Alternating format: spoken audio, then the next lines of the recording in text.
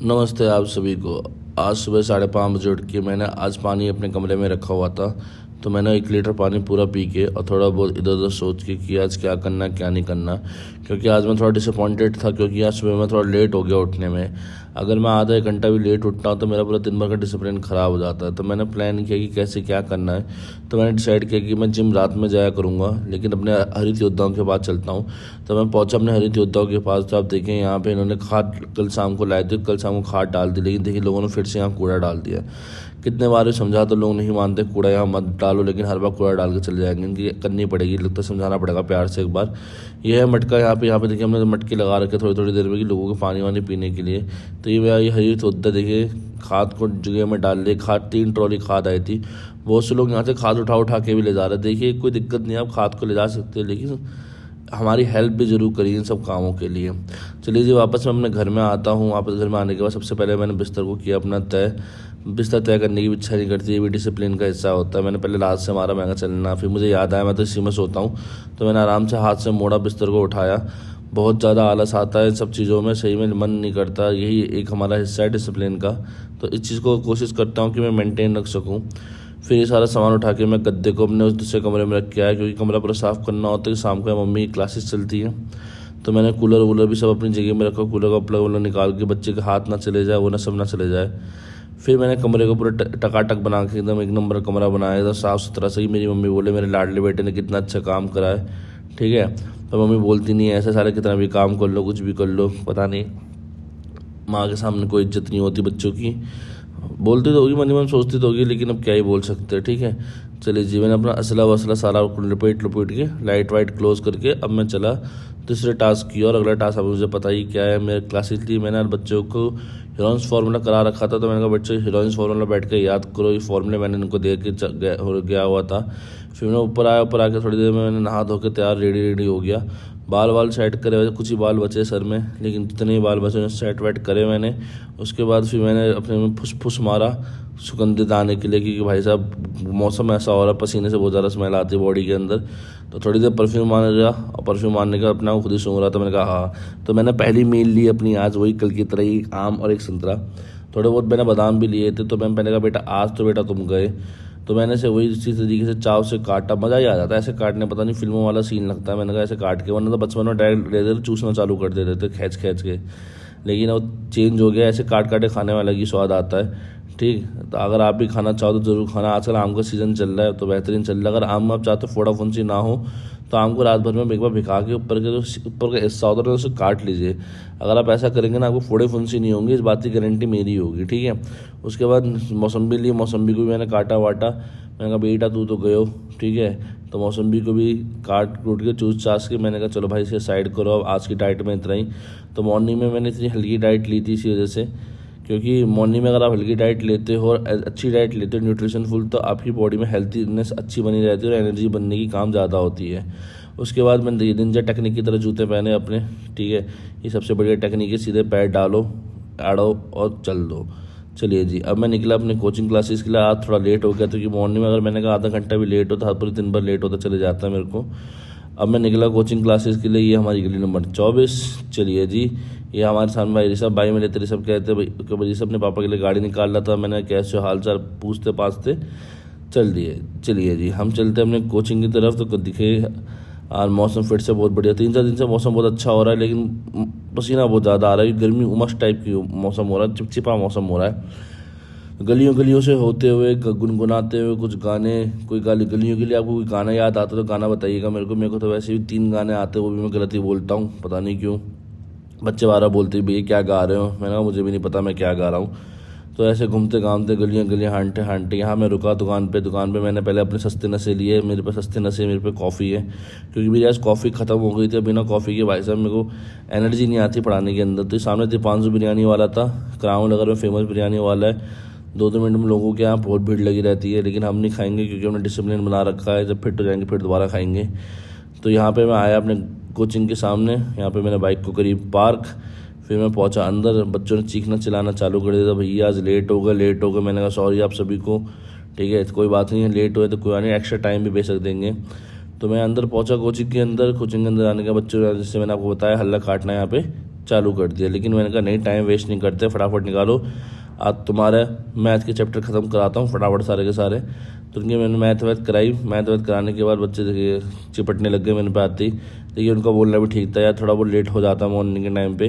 फिर उसके बाद मैंने किया सस्ते नशे।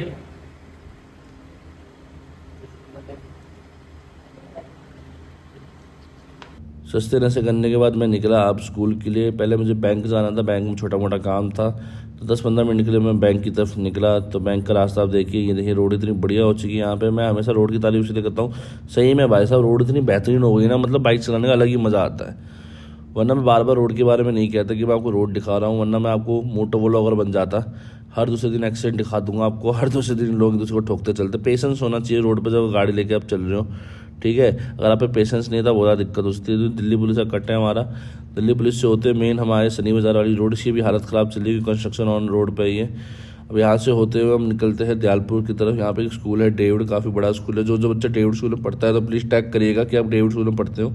तो यहाँ का सबसे बड़ा स्कूलों में से एक आता है डेविड स्कूल हमारे एरिया का। चलिए जी, यहाँ से गलियों से होते हुए फिर कोई दोबारा कोई गाना गाना चाहेगा, गलियाँ गलियाँ रास्ता, पता नहीं क्या था गाना, ठीक है। यहाँ से होते दयालपुर की मेन रोड की तरफ यहाँ पे हम आए और सामने है हमारा bank, union bank of India. यहाँ उतरे, यहाँ पे मैंने अपने 5 मिनट के अंदर काम निपटाया। सिर्फ मुझे KYC के लिए फॉर्म भरना था, बाकी सब मैंने दे रखा था। ये देखिए बाहर होने लगी बारिश, इतनी भयंकर बारिश हो रही थी कि पूछो मत। तो मेरे को लगा था आज फिर से स्कूल के लेट हो जाएगा। मैंने ग्रुप में मैसेज डाल दिया था कि मैं लेट हो जाऊँगा, लेकिन मुझे हो ही गया लेट सही में, कि बारिश बहुत ज़्यादा तेज़ हो रही थी। तो मैं कैसे कैसे करते हुए स्कूल की तरफ भागा। अब मैं पहुंचा यहाँ पर स्कूल में। तो सबसे पहले आपको ये दिखा दो ट्यूबवेल। शहर के लोगों ने तो देखी ना होगी, ठीक है ना, कि शहर में ट्यूबवेल दिखना भाई साहब अपने आप में बहुत बढ़िया वो अलग बात है। पानी नहीं दिख रहा, दिल्ली में पानी नहीं आ रहा, ट्यूबवेल की तो अलग बात है, अब वो छोड़ो ही, ठीक है। तो यहाँ पे भाइयों को सभी को राम राम करते हुए सबसे पहले मैं पहुँचा कैंटीन। आज पूछा कैंटीन में क्या बना है, तो आज आंटी खड़ी थी। आंटी जी से पूछा मैंने कि कैंटीन में क्या बना है, तो उनका राजमा चावल बने हैं। मैंने कहा यार राजमा चावल ठीक है, चलो बाद में खाते राजमा चावल। पूछते हुए मैं बड़ा स्कूल की तरफ, आज स्कूल जाने में अजीब सा लग रहा था। छुट्टी के टाइम में फिर बारिश स्टार्ट हो गई। देखिए बारिश में कैंटीन के वहाँ आके फिर खड़ा हो गया। मुझे सबसे फेवरेट जगह पूरे स्कूल में मेरे समझ गए होंगे क्यों है। तो यहाँ पे पानी देखिए कितना ज़्यादा बरस रहा है, पूरे स्कूल में पानी पानी हो रखा था, मेरे आधे कपड़ों में पानी पानी। कभी कभार मुझे लगता है आईफोन के बहुत ज़्यादा फ़ायदे हैं, क्योंकि आईफोन जल्दी भीगता नहीं है। एडवांटेज ऑफ आईफोन, ठीक है, कि आईफोन एकदम बढ़िया रहता है पानी के अंदर भी, और टकाटक रहता है, वीडियो रिकॉर्डिंग करने में भी बहुत आसानी रहती है, इसलिए आईफोन में दम है भाई साहब। ठीक है जी, चलो जी, मैं अपना पहुंचा क्लासेस व्लासेस ख़त्म करके। सपना देखिए बच्चे यहाँ पे खेल रहे हैं, इन्जॉय कर रहे हैं। यहाँ पे बच्चों के लिए ये चीज़ बढ़िया है कि यहाँ पे खेलने का बहुत सिस्टम अच्छा है। तो उसके बाद मैं रूम में वापस आया, रूम की कंडीशन दिखाई, बच्चे क्लासेस ख़त्म करे, सारा सामान इधर से उधर छोड़ गए। मूड बहुत ख़राब होता, थकान शरीर में लगी होती है, लेकिन अपना काम करना था। सबसे पहले मैंने सारे स्टूलों को अरेंज करा। पहले तो टांगों से मार रहा था कि खुद मन नहीं कर रहा था, फिर मैंने कहा नहीं, रिस्पेक्ट करनी चाहिए सब चीज़ों की, कि मेरी रोजी रोटी है ये। सारी रोजी रोटी को मैंने इकट्ठा करी एक तरफ करने के बाद मैंने आज कोचिंग में झाड़ू मारने का डिसाइड किया था, क्योंकि बहुत टाइम से इस फ्लैट में झाड़ू लगा नहीं था। जब से मैम नहीं आई थी उससे पहले भी कोचिंग में झाड़ू नहीं लग रही थी, इस वजह से मैंने कहा चलो कोई बात नहीं, आज खुद ही करेंगे, हम भी, हमारी यहाँ से काम होता है। तो मैंने डेस्क वैक्से सब एक जगह इकट्ठा करी।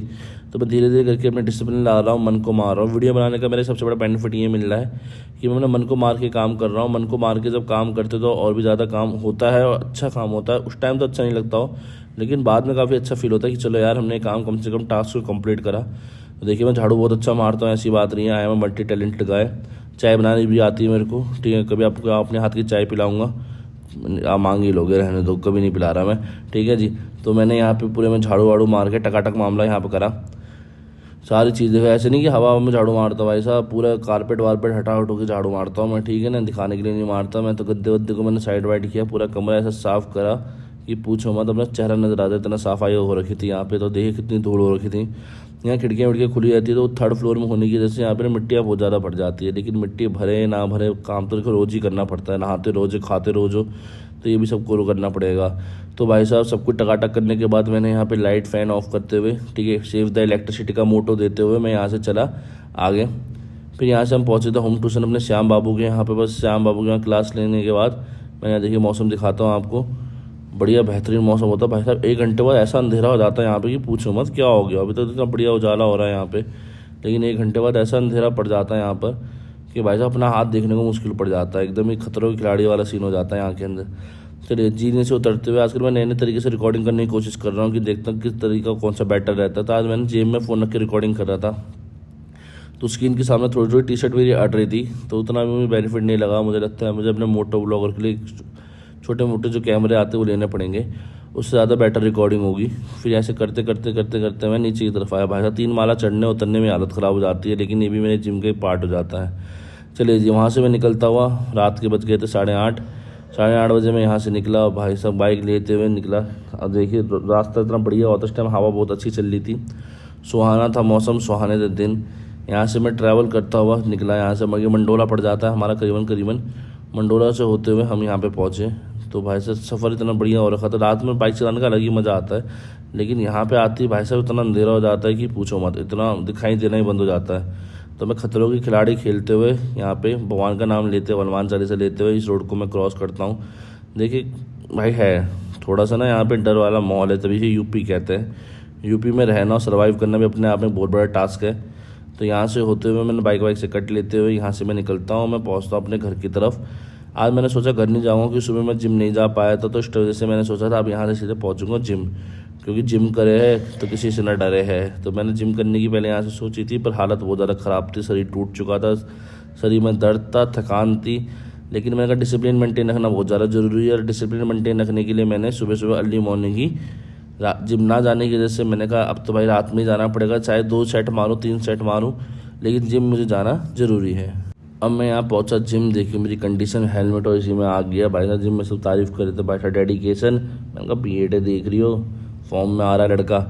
तो यहाँ पे मैंने कुछ अपने व्लॉगर और सब्सक्राइबरों से मिला, ठीक है, करवाया नहीं, मिला। मैंने कहा क्या मार रहे हो सेट वेट, तो बता रहे थे कि भैया ये सेट मार रहे हैं। मैंने कहा चलो बढ़िया है। फिर मैंने थोड़ी एडवाइस दी फैट लॉस करने की, देखो एडवाइस भी कौन दे रहा है। सबसे पहले मैंने करी जंपिंग, और शिवम भाई को बताया देखो जूते पहन के आया हूँ मैं रात के टाइम पे, ठीक है, ऐसी बात नहीं जूते नहीं है मेरे, जूते बिल्कुल है, लेकिन पहनने की इच्छा नहीं करती मेरी।